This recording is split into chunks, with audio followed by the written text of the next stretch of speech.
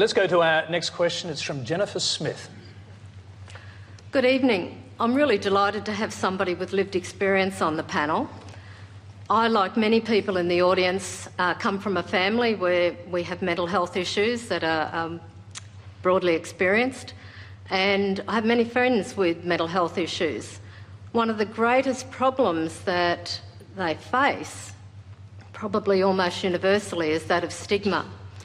And Louise, I'd like to ask you, if you wouldn't mind, if you could recommend one particular thing to family members who are trying to counter that stigma, and sometimes we ourselves experience that as well. What might that be, and what would it take to help overcome that stigma? Louise Byrne. I think if I was going to say one thing, I would say try not to be fearful. And I know that that's a big call because you're afraid for the person that you love. You're afraid about what's going to happen in their future and what their future prospects are going to be now that they're having this experience. But I would say hold on to hope, believe in them, and genuinely do that as much as you possibly can.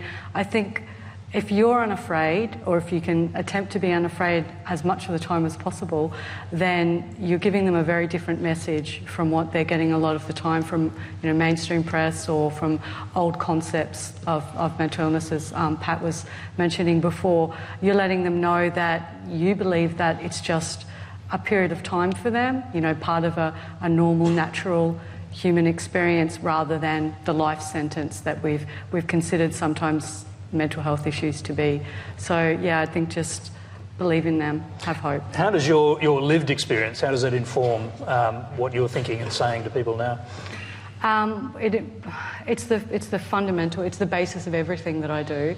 In terms of stigma, for me, the most stigmatising stuff is when people hide, when they want to run away, when they can't they can't hear, or they can't see where I've come from.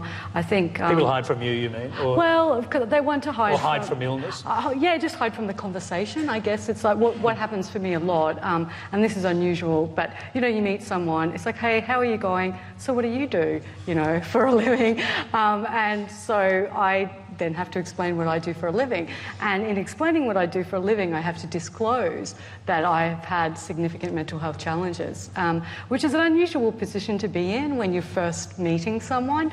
And it makes you quite vulnerable, obviously, to attitudes of stigma or fear.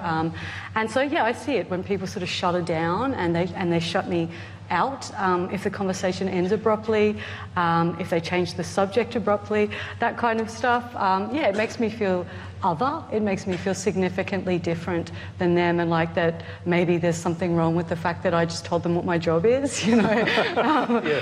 So, yeah, I get it all the time. Yeah.